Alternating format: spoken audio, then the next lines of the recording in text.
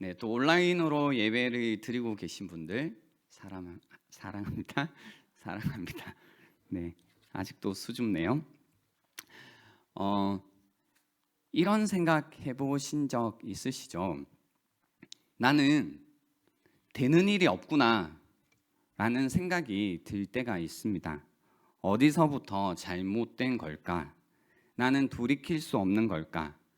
마치 손가락 사이로 새어나가는 모래처럼 삶의 에너지가 빠져나가고 선택, 번복, 결정, 취소를 반복하는 삶을 살고 끝없이 다른 누군가를 부러워하고 옛날 생각이 후회와 함께 민물처럼 밀려들고 있다면 우리는 어떻게 해야 할까요?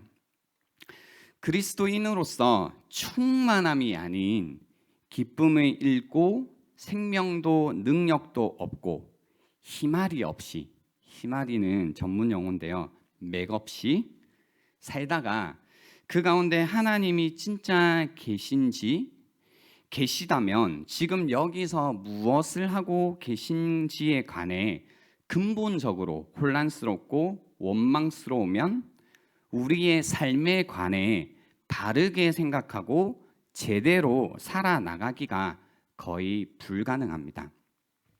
그런 질문 들 때 있잖아요. 굉장히 유치한 질문이지만 왜 그리스도인은 부유하게 살면 안 되냐고 따져 묻지만 안 되는 걸까, 못 하는 걸까? 아무튼 그죠? 그런 생각이 갑자기 들기 시작하고 세상 사람들처럼 나는 왜 살면 안 되지? 라고 하지만 그들만큼 살지도 못합니다. 목적까지 차오르는 후에 원망, 분노, 슬픔, 눈물이라는 숨을 고르며 삶의 목적을 찾아야 할 때라는 겁니다. 지금 나에게 정말 필요한 게 무엇인지 오늘 같이 말씀을 통해서 길을 같이 한번 찾아보려고 합니다. 다 같이 숨을 한번 골라볼까요? 네. 어렸을 때 한 번쯤은 뜨거운 햇빛 아래서 돋보기를 들고 신문지나 검은 종이를 태워 보신 적이 있으시죠? 네, 없을 수도 있겠죠. 아무튼 여기서 이제 그 돋보기를 들고 종이를 태울 때 키 포인트가 뭐냐면요. 빛을 모아서 한 지점에 초점을 맞추는 것입니다. 그럼 무슨 일이 일어납니다. 종이가 타죠. 불이 납니다.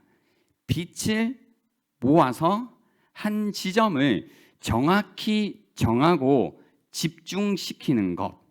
그때 무슨 일이 일어납니다. 간단히 말해서 집중과 목표입니다. 바울은 그리스도인의 삶이 오늘 본문을 통해서요, 바로 이 집중과 목표다라고 이야기를 하고 있습니다. 특히 12절과 14절에 사용된 달려가노라라는 단어를 통해 집중과 분명한 목표가 그리스도인의 삶에 있어서 얼마나 중요한지를 가르쳐 주고 있습니다. 12절을 다시 한번 보시면 내가 이미 얻었다 함도 아니요 온전히 이루었다 함도 아니라 오직 내가 그리스도 예수께 잡힌 바 된 그것을 잡으려고 달려가노라. 14절에도 표대를 향하여 그리스도 예수 안에서 하나님이 위에서 부르신 부름의 상을 위하여 달려가노라 라고 표현했습니다. 흥미로운 것은 여기에서 달려가노라, 달려간다라는 헬라어가요, 이 본문의 3장 6절에도 사용되었는데요, 여기에 사용되었습니다. 열심으로는 교회를 박해하고 해서 교회를 박해하다라는 것에 사용되었습니다. 그래서 같은 단어가 밑에서는 달려간다라고 사용되었고 위에서는 박해했다라고 사용되었다라는 거죠. 그래서 이 단어는 기본적으로요, 파운드, 그래서 무언가를 마구 치다, 두들려 부수다, 힘차게 나아가다라는 의미를 가진 단어입니다. 이전에는 그리스도인이 되기 전에는 교회를 두들려 부수면서 살아왔지만 이제는 그리스도인이 된 다음에는 힘을 다해 집중해서 한 가지 목표를 향해 힘차게 나아간다라는 의미입니다. 집중, 그죠? 한 가지, 오직 한 일에 집중하면서 간다라는 겁니다. 그래서 13절에 보시면 형제들아 나는 아직 내가 잡은 줄로 여기지 아니하고 오직 한 일, 한 가지 일, 원띵, 즉 뒤에 있는 것을 잊어버리고 앞에 있는 것을 잡으려고 표대를 향하여 그리스도 예수 안에서 하나님이 위에서 부르신 부름의 상을 위하여 달려간다라고 하는 겁니다. 오직 한 일. 그래서 intense focus, 굉장히 몰두하고 있는 모습을 표현하고 있습니다. 여기서요, 이제 그리스도인으로서 집중하는 것이 뭔가에 관해 말하기에 앞서서 그냥 집중이라는 거에 관해 먼저 이야기를 하고 싶은데요. 여러분은 집중을 잘 하시나요? 그리고 여러분의 삶을 살아가실 때 무언가에 집중된 삶을 살아가고 계십니까? 혹시 여러분 슬랙이라는 단어를 아세요? SLACK, 슬랙이라는 단어가 있는데요. 그 사전적 의미는 이겁니다. 느슨한, 늘어진, 부진한, 힘이 없는, 맥이 빠진, 희말이 없는 뭐 이런 뜻인데요. 이 슬랙이라는 단어는요, 어떤 의미가 있냐면요, 시간이나 자원을 흡수하지만 사용되지만 어떤 가치 있는 일을 창조해내지 못하는 활동을 가르켜 슬랙이라고 합니다. 슬랙.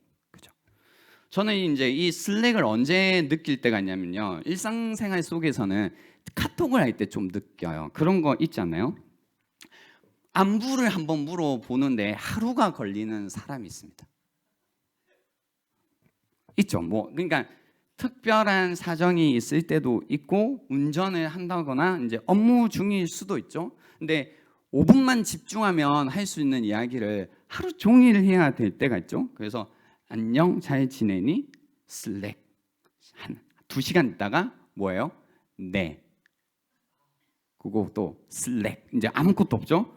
요즘 잘 안 보이더니 무슨 일이 있니?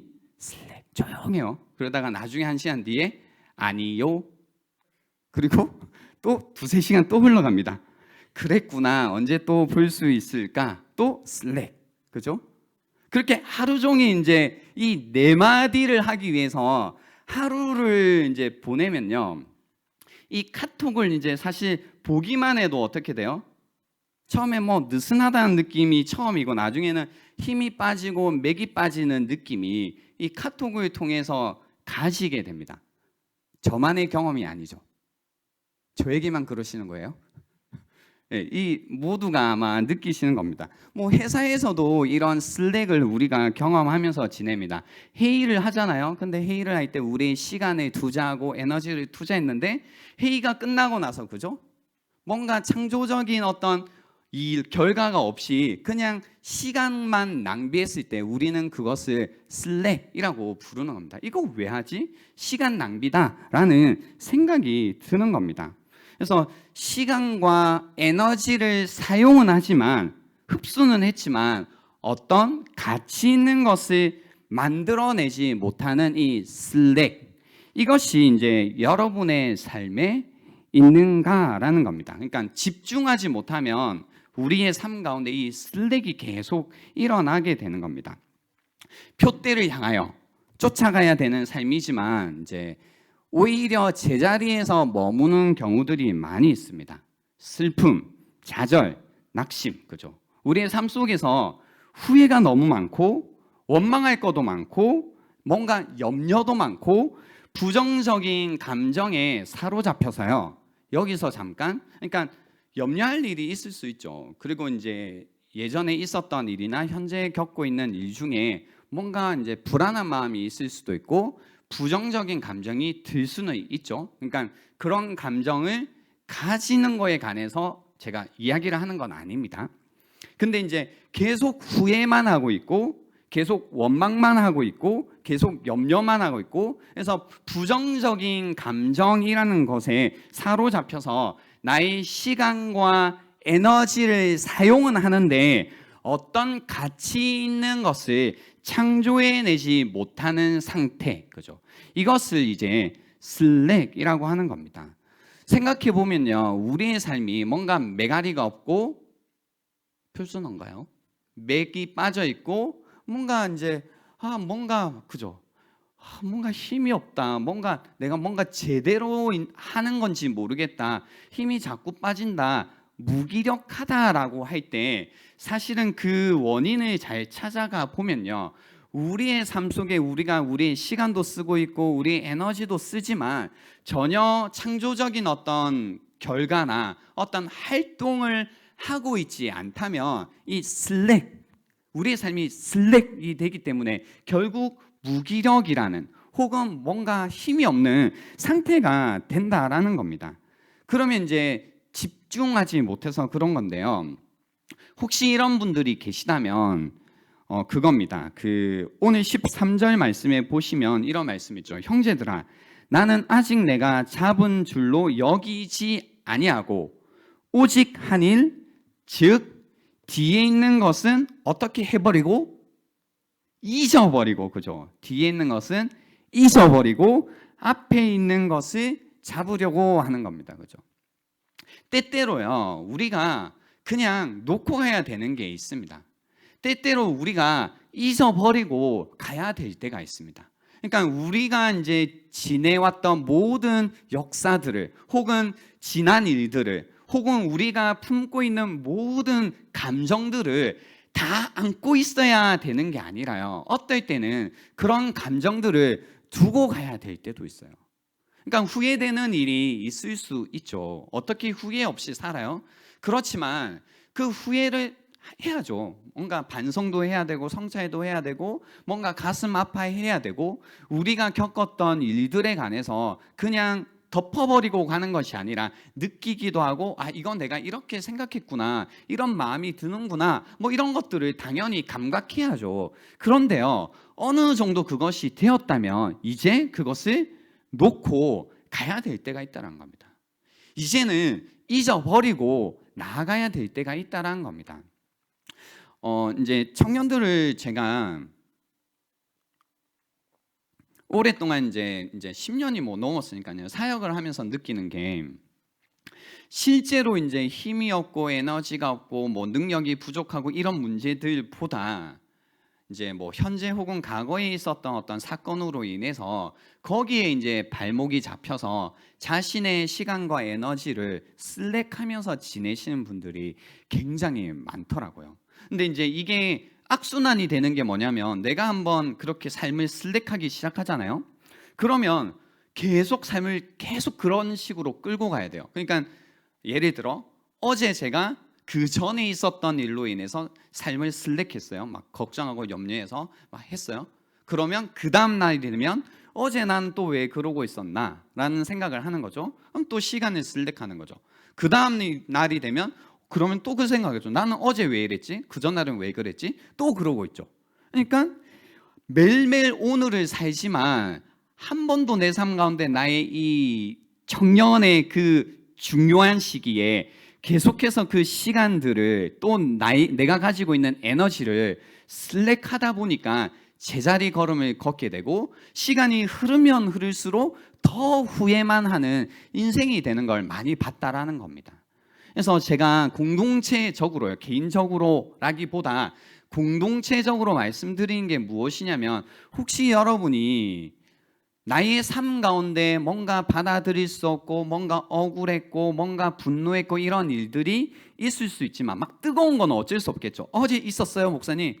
그래, 좀 뭐 분노할 게 있으면 해. 뭐 슬퍼할 수 있으면 해. 이별했니? 그럼 뭐 좀 그런 애도의 시간을 가져야지. 근데 그게 충분히 그런 시간을 가졌다라는 생각이 드신다면 또 어느 정도의 과거의 일이라면 이제는 뒤를 잊어버리고 갈 때도 되었다라는 겁니다. 잊어버리고 갈 때도 되었다라는 겁니다. 더 이상 여러분의 그 귀한 시간을, 그 귀한 에너지를 계속해서 낭비할 수 없다라는 겁니다. 그 시간들을 통해서 전혀 창조적이지 않은 일에 사용할 수 없다라는 겁니다. 왜냐하면 우리의 시간과 우리의 에너지는 무한정 있는 것이 아니라 유한하기 때문인 거죠. 그래서요, 오늘 돌아가시면 거기서부터 한번 시작해 볼까요? 내가 하지 말아야 될 게 뭘까에서부터 한번 시작해 볼까요? 그게 감정이든 혹은 내가 하고 있는 활동 중에서 슬랙하는, 내 삶을 계속해서 슬랙하고 있는, 그러니까 시간도 쓰고 있고 돈도 쓰고 있고 에너지도 쓰는데 별로 가치 있는 일을 만들어내지 못하는, 창조적인 일이 아닌 어떤 그런 감정, 활동들이 있다면 그것부터 하지 않는 것에서 다시 여러분의 삶을 집중시키는 걸로 가보면 좋겠다라는 생각입니다. 신앙적으로도 마찬가지입니다, 여러분. 이제 우리가 대부분 열심히 신앙생활을 하죠. 지금 이 자리에 이제 뭐 예배를 드리기 위해서 나와 계신다거나 또 온라인으로 이 시간 그 예배를 드리시는 분들이라면 열심히 신앙생활을 하시는 분들이죠.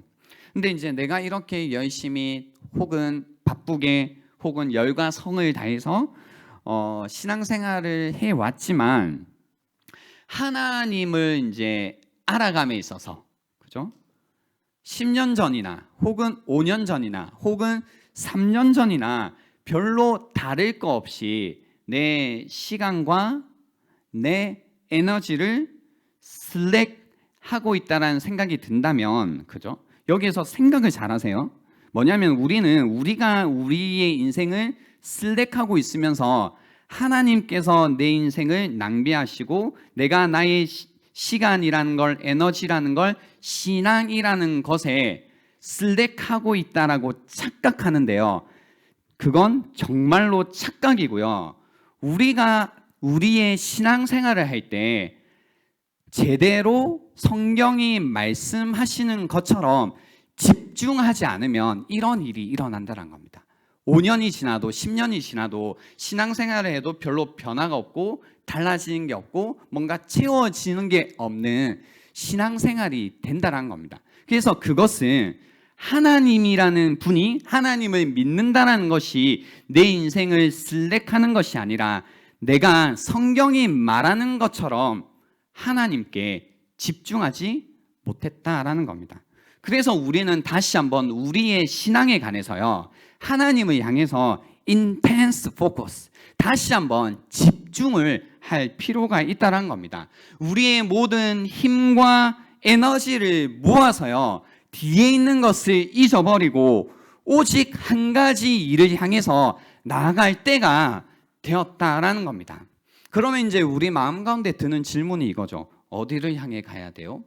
에너지를 모으고 힘을 모아서, 그래서 우리가 이걸 어디를 향해서 무엇을 하면서 가야 되는가라는 질문이 생길 겁니다. 우선 이제 7절, 8절, 9절을 보시면 이런 말씀이 있습니다.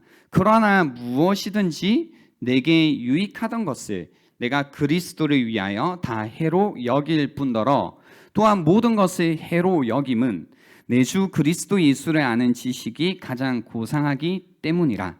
내가 그를 위하여 모든 것을 잃어버리고 배설물로 여김은 그리스도를 얻고 그 안에서 발견되려 함이니라는 말씀이 있습니다. 이 말씀이 사실 이제 이야기하고 있는 바는 뭐냐면, 사도 바울이 뭐 그런 얘기를 하죠. 뭐가 유익인지 뭐가 해인지, 영어 성경을 봤을 때는 무엇이 얻는 건지, 유익이 득이 되는지, 혹은 loss, 잃어버리는 게 되는지, 또는 무엇이 고상한 건지, 혹은 무엇이 배설물인지, 여기에서 이제 말하고 있는 사도 바울은 분명히 뭐예요?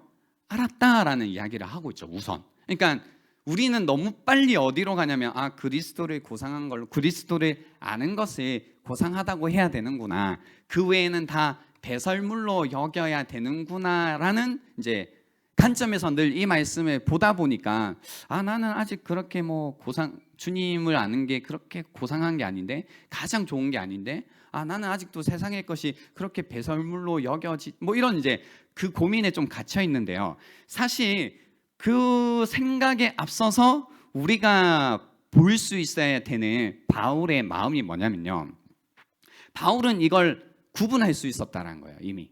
그러니까 무엇이 가장 고상한 건지, 무엇이 배설물인지 극과 극을 이미 알고 있었던 거예요. 그래서 약간 이런 느낌이잖아요. 그 무엇이든지 내게 유익하던 것을 내가 그리스도를 위하여 다 해로 여긴다. 이거는요, 무엇이든지, 그것이 무엇이든 내가 얻는 것이 다 이제는 잃는 것이 되었다라는 얘기를 하고 있어요. 어려운 얘기인 것 같지만 되게 쉬운 얘기예요. 이거예요. 오늘 혹시 저녁에 약속이 있으신가요? 혹시 내가 저녁 이제 식사가 있는데 이제 친구가 굉장히 이제 그 괜찮은 코스 요리를 나를 위해 이미 준비해 둔 거죠. 야, 오늘 점심도 먹지 마. 내가 너 위해서 코스 요리 준비했는데 여기 진짜 맛있어. 그래서 너 그 많이 굶고 와. 뭐 이런 얘기를 하는 거죠. 그런데 이제 교회에 왔더니 그 장 목사님이 김밥을 내미는 겁니다. 그죠? 그리고 야, 김밥 먹을래? 라고 하는 거죠. 그때 김밥을 얻으면 뭐가 돼요? 잃는 게 되죠. 이해가 되시나요? 역시 먹는 게 짱입니다. 그죠? 그래서 내가 그때부터는 뭔가 이제 좋은 게 있을 때는 내가 얻는 것이 채우는 게 아니라 실제로는 뭐예요? 잃는 게 되죠. 왜 잃는 게 되냐면 내가 얻은 것만큼 좋은 것을 못 가지게 되죠. 잃게 되죠. 그래서 얻는 게 뭐가 돼요? 잃는 게 된다고요. 유익한 게 해가 된다고요. 이해가 되시나요? 그 이야기를 지금 사도 바울이 하고 있어요. 그리스도를 아는 것이 가장 고상하기 때문에요. 예수를 아는 걸로 나를 막 채워야 되는데 그 외에 아는 것들, 얻게 되는 것들은 오히려 나에게는 뭐다? 로스, 잃는 것이 된다라는 이야기라는 거죠. 이 정도의 고백은 뭐냐면 자기가 정말로 인생 가운데 필요하고 가장 중요한 것이 무엇인지 알았다라는 겁니다.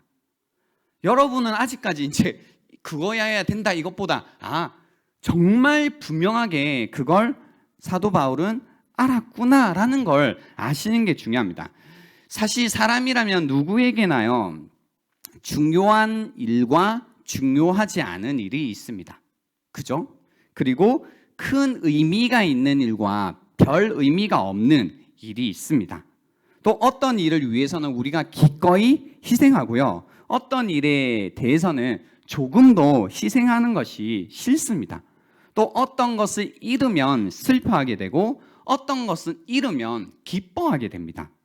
다른 사람이 싫어하는 게 나는 좋기도 하고요, 또 내가 보물처럼 여기는 것을 다른 사람은 배설물처럼 여기기도 하는 겁니다. 그죠? 또 어떤 것을 보고 나는 아름답다라고 여기기도 하지만 옆에 있는 사람은 똑같은 것을 보고도 전혀 아름답다라고 보지 못하기도 하는 거죠. 옆에 분들을 한번 이제 바라보시면서요, 아름다운지 아닌지 한번 보실래요? 네. 제 눈에는 모두가 너무나 아름답습니다. 그죠?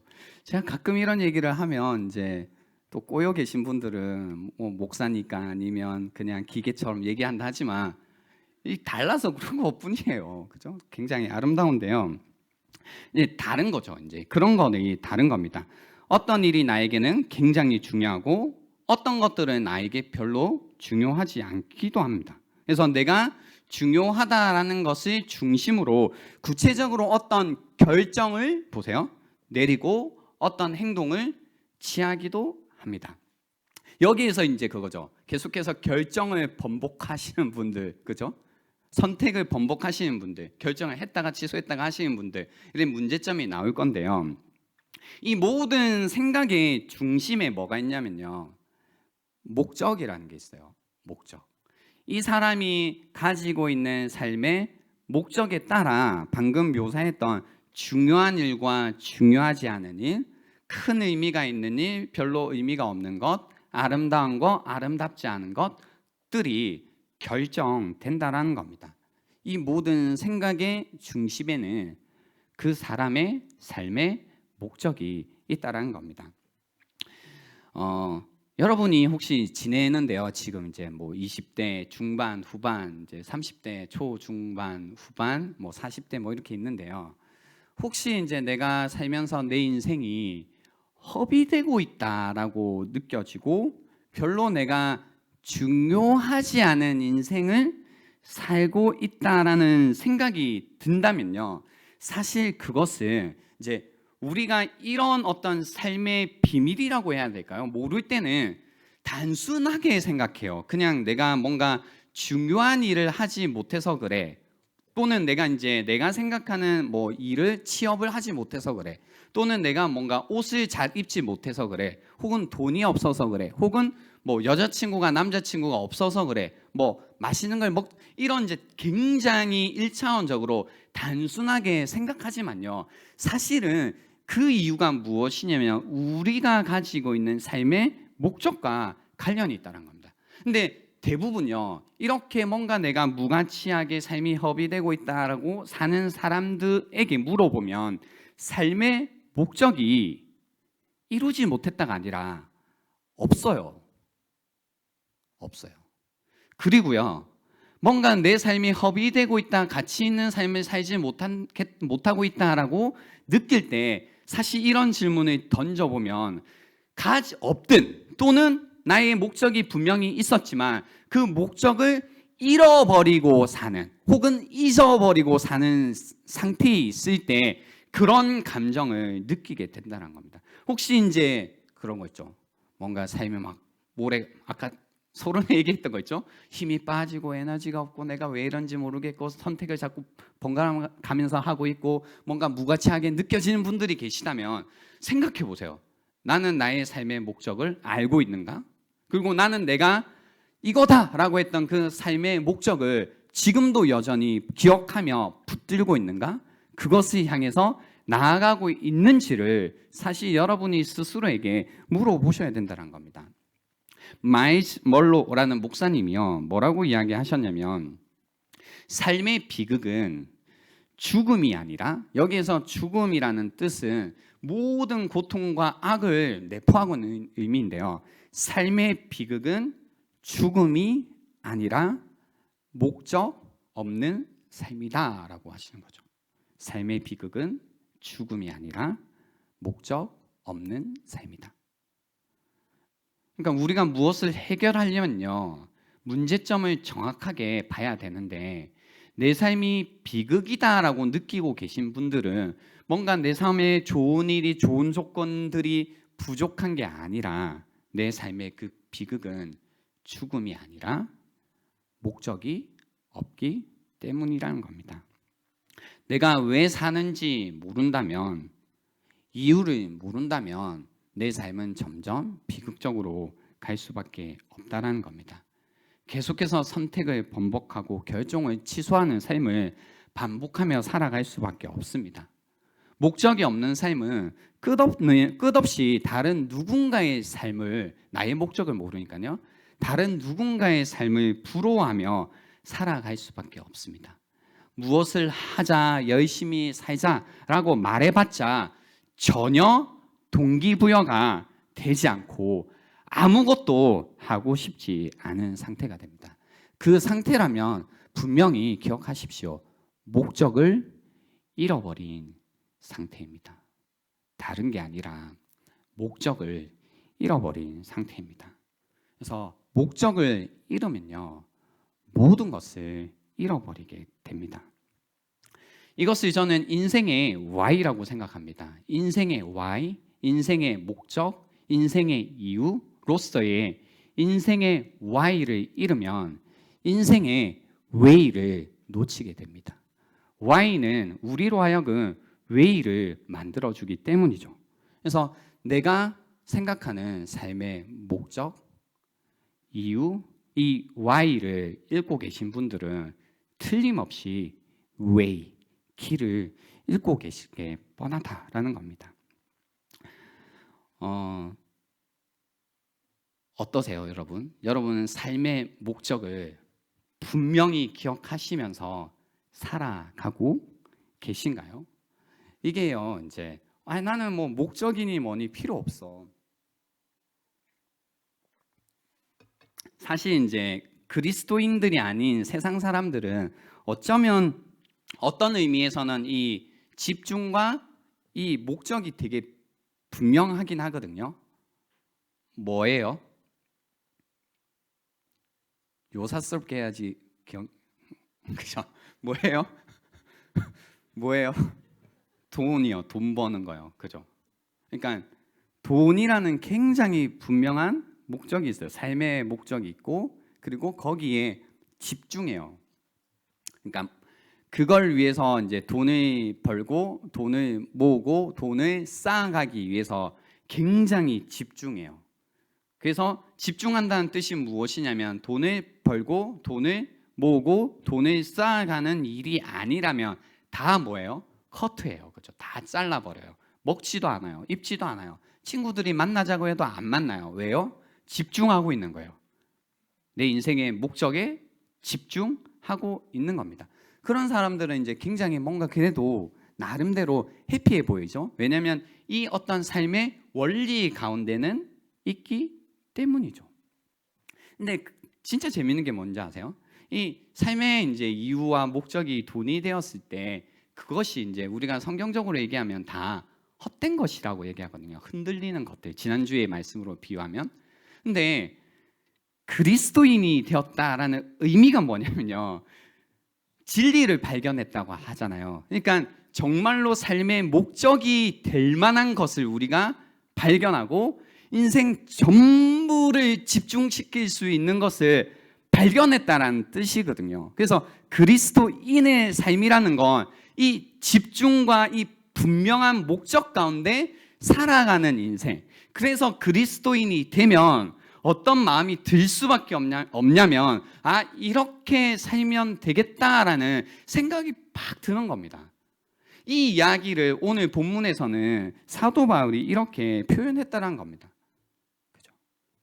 근데 우리가 이 목적을 알면서도 이 목적하니까 이제 여러분 자꾸 그래서 그리스도인 목적이 뭐지? 오늘 본문을 통해서 배우는 건 그거죠. 예수 그리스도를 뭐 하는 거요? 아는 것이라고 얘기하죠. 아는 것. 그죠? 이제 목적도 희미해지셨죠, 여러분? 그 정도는 안 돼 이랬어야 했는데, 그죠? 목적이 뭐라고요? 예수주 그리스도를 아는 것이라고요. 그죠? 목적이 뭐라고요? 쉽게 예수님을 뭐 하는 거? 아는 것이라고요. 그죠? 이 목적이 분명해지고 거기에 우리의 인생을 집중하고 있는 것. 이것이 그리스도인의 삶이라는 겁니다. 어젠지 아래하면 뭐죠? 이틀 전에 어떤 분과 이제 통화를 하다가 그런 이야기를 나눴어요. 뭔가 표현할 수 없지만 느껴지는 어떤 좌절감, 이제 불편함. 내가 열심히 살고 있는데 문제는 이거예요. 열심히 살고 있는데 마음속에 찾아오는 어떤 좌절감. 이게 아닌 것 같은데 라는 이런 마음들. 근데 이거 우리가 많이 느끼거든요. 막 열심히 살고 있는데 이거 뭔가 아닌 것 같다라는 느낌이 드는 것. 그게 이제 뭐냐면요. 이거예요. 만약에 이제 우리가 내가 목표라고 하는 게 있는데요. 이 목표라고 하는 것과 내가 사용하는 시간이라는 게 있거든요. 근데 이 목표에 맞게 나의 시간을 사용하고 있다면 되게 삶 가운데 성취감과 어떤 행복감을 막 느끼게 돼요. 근데 만약에 내가 목표라고 했지만 그 목표와 내가 사용하고 있는 시간이 차이가 나면 그 차이가 크면요. 우리 마음 가운데 열심히 살고는 있지만 계속해서 좌절감을 느끼게 돼요. 그러니까 여러분 대부분 열심히 살잖아요. 근데 똑같이 열심히 사는데 누군가는 성취감이 있고 만족감이 있고 행복감을 느끼고, 누군가는 똑같이 사는데 성취감이 이제 부족하고 좌절감을 느낀다라는 건 그 일 자체의 승패의 문제가 아니라, 그죠? 다 실패하고 계신 거 아니잖아요, 여러분. 그런 내가 하고 있는 일의 승패의 문제, 잘하고 있고 못하고의 문제가 아니라, 내가 나의 목적대로 나의 시간을 쓰지 못할 때, 그리고 이 거리가 크면 클수록 그 거리로 좌절감이 더 많이 밀려오고요. 나의 삶의 목적과 내가 사용하는 시간이 가까우면 가까울수록 훨씬 성취감을 많이 느끼게 된다는 겁니다. 그래서 여러분의 삶을 체크하는 방법이 뭐냐면, 나는 어떤 목적을 가지고 있지? 어떤 가치를 가지고 있지에 대한 생각과, 그래서 나는 어디에다가 시간을 사용하고 있지를 생각해 보고요. 비교해 보면 왜 내가 좌절감을 느끼고 있는지 혹은 성취감을 느끼고 있는지를 사실 금방 아실 수 있다는 겁니다. 이해가 되십니까? 오늘 이제 이 말씀을 통해서요, 저는 여러분과 함께 좀 달라지고 싶어요. 예. 그러니까 각각이 이제 조금씩은 다른 인생의 어떤 시즌들을 보내고 계시겠지만, 제가 이제 목표하는 바는 뭐냐면, 제가 이제 거의 이제 5년 동안 여러분을 목회하고 있고 설교를 하고 있지만, 저라고 늘 똑같은 얘기를 하겠어요? 그게 아니라, 그리고 늘 똑같기를 바라진 않지 않을까요? 그죠? 계속 변하기를 바라고, 더 나아지기를 바라고, 여러분의 삶이 점점 더 선한 길로 가기를 당연히 바랄까요? 바라지 않을까요? 저는 평타 치는 걸 바라지 않아요. 그러니까 늘 똑같기를 바라지 않고, 그냥 좀 뭔가 힘들지 않았으면 좋겠다가 기준이 아니라 여러분의 삶이 좋기를 바래요. 그러니까 살아가시면서 정말로 나의 인생이 너무 소중하고 가치 있고 내가 정말로 잘 살고 있구나를 여러분이 알면서 살기 바란다라는 겁니다. 그런 의미에서 오늘 말씀을 통해서 도전하고 싶은 거는, 우리가 좀 더요, 우리가 영적으로 어그레시브해질 필요가 있다는 겁니다. 더 하나님께요 집중하고, 하나님이 우리 인생을 향해서 말씀해 주신 목적을 더 바라볼 필요가 있다라는 겁니다.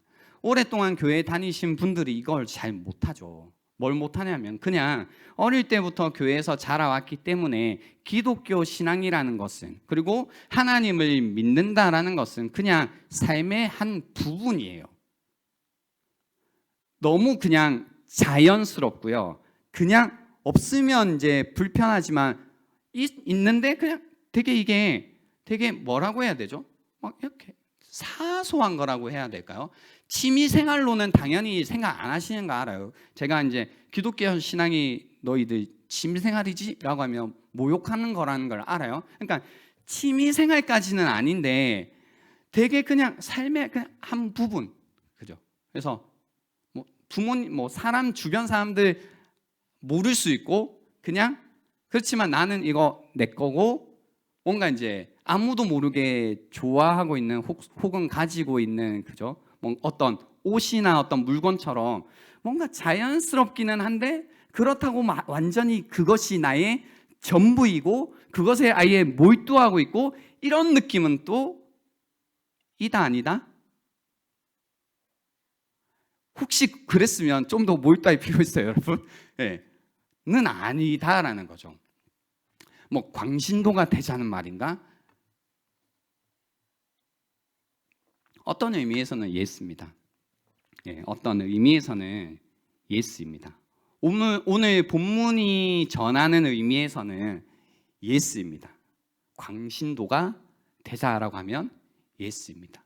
우리는 이제 광신도가 되자라고 할 때 굉장히 혐오스럽고 무서워하고 이러잖아요. 근데 이제 제가 광신도가 되자라고 할 때는 그런 의미가 아니죠. 뭔가 혐오스럽고 뭔가 저건 아닌데 하는 행동들을 막 몰두해서 하는 강신도가 아니라, 우리가 이제 흔히 생각하는 강신도는 그런 거잖아요. 근데 제가 생각하는 광신도란 정말로 삶의 목적이 분명하고 우리가 거기에 집중하고 있기 때문에 좀 광적으로 서로에게 더 친절하고 서로 좀 더 광적으로 나를 내어주고 좀 더 강적으로 누군가를 품어주고 용서해주고 사랑해주고 겸손해지고 하는 의미라면 왜 안 되냐라는 겁니다. 우리는 더 성경이 말씀하시는 대로 살아도 됩니다. 여러분이 가지고 계신 기준에서의 그 광신도라는 게 뭔지 모르겠지만 우리는 더 하나님을 향해서요, 또 하나님을 알아가는 일에 더 집중해도 됩니다. 더 몰두해도 됩니다. 과하게 얘기해서 더 광신도가 되어도 됩니다. 더 하나님께서 우리를 부르신 그 부름의 상을 향하여서 달려갈 필요가 있다라는 겁니다. 그래서 그리스도인이 된다는 건요, 본래적으로 삶 전체를 우리가 가지고 있는 모든 힘을 모아서 집중해서 한 가지를 향해 나아간다라는 의미입니다. 그래서 내가 이미 얻었다 함도 아니요 온전히 이루었다 함도 아니라 오직 내가 그리스도 예수께 잡힌 바 된 그것을 잡으려고 달려가는 사람들이 되어야 한다는 겁니다. 이제 말씀을 정리하려고 하는데요, 제가 이제 오늘 본문을 이제 계속 읽고 묵상하고 하다가 이걸 좀 잘 정리해 드리고 싶더라고요. 그래서 이제 생각한 게 뭐였냐면 이 신문지였어요. 우리가 이제 이런 신문지 같죠. 뭐 별거 아닌 것 같고 하죠. 근데 이제 우리가 살다 보면 이렇게 좀 뭐 어떤 과거의 아픔이나 상처로 인해서 막 찢기고 그거에 대한 막 생각들을 이렇게 하게 되죠. 막 하게 돼요. 날리는 인생. 그리고 뭐 이제 또 이런저런 유혹에 빠져서 살다 보면 나의 삶의 어떤 부분을 내어주게 되고 또 그죠? 살게 되죠. 그리고 그 인생을 이제 열심히 살자라고 해서 날려봤자 뭐 별로 가지도 못하고, 그리고 이제 지내다 보면 어려운 일들이 오죠. 어려운 일들이 와서 또 내 삶이 막 쪼개지고 해요. 그래서 이런 인생으로 야 주님을 위해서 열심히 살자 아무리 얘기해봤자, 아니면 야 이제 열심히 살아봤자 해서 뭔가 목표를 세우고 달려봤자 뭐 안 가지죠. 또 뭐가 있을까요? 뭔가 과거에 어떤 후회되는 이 죄책감, 뭐 그런 인생 뭐 찢겨 있는데 야 괜찮다 하나님이 용서해 주신다 해도 우리는 못 믿고 그래 몰라 한번 해볼까 하고 뛰어봤자 뭐 안 되죠.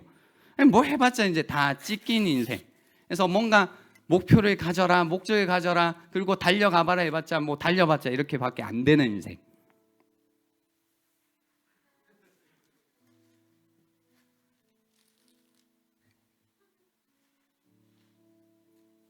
제가 치워야죠. 근데 이제 이렇게 찢기고 목표가 있지만 목적이 있지만 달려가 보려고 하지만 목표를 정해서 내 인생을 던져보지만 던져봤자 조금도 앞으로 나가지 못하는 인생, 그죠? 이런 인생을 하나님께서 어떻게 하시냐면요, 12절 말씀처럼요, 잡힌 바 된 그것, 그죠? 오직 내가 그리스도 예수께 잡힌 바 된 그것. 그게 무슨 뜻이냐면요, 그분께서 우리의 인생을 먼저 잡아 주셨다라는 겁니다. 먼저 붙들어 주셨다라는 의미입니다. 그분께서 이렇게 찢기고 무엇 하나 할 수 없는 인생을 붙잡아 주세요. 그리고 이렇게 그분의 권능의 손으로 우리의 인생을 꽉 붙들어 주세요. 그리고 우리의 인생을 이렇게 붙잡으신 다음에 그리스도 예수께 잡힌 바 된 그것을 잡으려고 이제는 달려가라고 하시는 거죠. 아까와 다르게 보세요.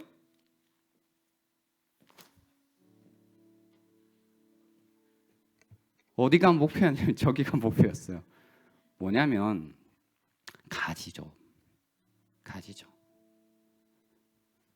보셨어요? 제가 처음에 뭐 했죠? 찢겼던 것들을 모았어요. 집중해야 된다고요. 여러분, 찢겨져 있는 걸로는 사실 인생을 아무리 열심히 살아봤자 아무것도 안 돼요. 진짜 아무것도 안 돼요. 내 인생이 왜 안 되지? 집중 못해서, 찢겨져 있어서, 산산조각 나 있어서, 슬픔, 아픔, 고통 그 가운데 다 찢겨져 있어서요. 그래서 그 인생을 모아야 돼요. 주님의 손 가운데서. 그분의 위로가 필요하고, 그분의 도우심이 필요하고, 그분의 은혜 가운데 우리의 인생이 모아져야 된다는 겁니다. 그리고 그 모아진 인생을 향해 주님께서 말씀하신 거죠. 이제 잡힌 바 되었으니 달려가라는 겁니다. 표대를 향하여서, 주님께서 우리를 부르시는 부름의 상을 향하여서 달려가라고 하는 겁니다. 그러기에 우리는 우리의 인생을 모두 모아, 사실 그분이 모아주시는 거죠. 그리고 우리는 이제 목표를 향해 달려갈 수 있는 인생이 되었다는 겁니다. 신문지도 저기까지 갔어요, 여러분. 그죠? 우리의 인생이 주님의 손에 붙들린다면, 그리고 우리가 그분의 말씀대로 집중한다면, 그리고 그 목적을 향해서 우리가 나아간다면 어디까지 갈까요? 그 목적까지 가게 될 겁니다. 여러분, 죄라는 건 무엇이냐면요, 표적에서 벗어나는 게 죄거든요. 근데 우리는 표적에서 벗어나는 정도가 아니라 아예 가지도 못하죠. 그죠? 그러니까 늘 죄 가운데 산다라는 느낌에서 벗어나지 못하는 거죠. 다시 우리가 예수 그리스도로 말미암아 용서받았고, 용납받았고, 인정받았고, 사랑받았다라는 의미가 무엇이냐면, 그분이 우리가 지었던 그 죄로 인해 찢겼던 우리를, 우리의 연약함으로 찢겼던 우리를 그분의 권능의 손으로, 그분의 보혈로 우리를 싸매어 주시고, 그 십자가의 능력 가운데 우리를 다시 한번 우리 인생을 제대로 살 수 있도록 하신다는 겁니다. 그래서요, 사도 바울은 그 믿음 가운데 이 고백을 한 겁니다. 표대를 향하여 그리스도 예수 안에서 하나님이 위에서 부르신 부름의 상을 향하여 달려간다라고 표현한 겁니다. 우리도 그럴 수 있으면 좋겠습니다. 여러분의 과거, 아픔, 괴로움들이 있겠지만 그 모든 것들로 인하여서 목적까지 여러분의 슬픔이, 아픔이, 고통이 숨가쁘게 차오르겠지만 숨을 이제 내쉬고요, 다시 한번 나에게 주신 목적을 기억하고, 하나님께서 우리를 붙드신 바 되었으니 우리의 인생에 힘을 다하여 하나님의 부르신 그 부름의 상을 향하여 함께 달려가자라는 겁니다. 개인적으로 그랬으면 좋겠고요, 우리가 공동체적으로도 그랬으면 좋겠습니다. 이 청년함대, 어떤 의미에서는요, 조금 찢겨 있는 부분들도 있어요. 우리가 열심히 애쓰고 있지만 이전에 있었던 일이니, 이전에 있었던 또 뭐니 여러 가지 사연들이 있잖아요. 그리고 중간중간에 받았던 아픔도 있고, 공동체 안에서 있었던 상처도 있고, 또 개인적인 어떤 사건으로 인해서 또 이제 이 우리의 목적이 무엇인지 잃어버린 공동체의 목적이 있을 거 아니에요. 이걸 잃어버리고 각각 찢겨져 있다 보니 이 교회로서 하나님께서 부르심이 있는데, 그 부르심에 우리가 외면하고 아무런 힘도 없이 그냥 희말이 없이 지내고 있었다면, 이제 우리도요, 함께 그분의 손 가운데 합쳐져서 붙잡힌 바 된 교회가 되었으면 좋겠고, 하나님이 목적하신 바까지 함께 달려갈 수 있는 그런 교회가 될 수 있으면 좋겠습니다. 이제 말씀을 정리하겠습니다. 오늘 들었던 말씀, 여러분에게 주시는 메시지가 있다면 그 메시지를 다시 한번 깊이 한번 묵상해 보시는 이 시간이 되면 좋겠습니다. 시간 드리겠습니다.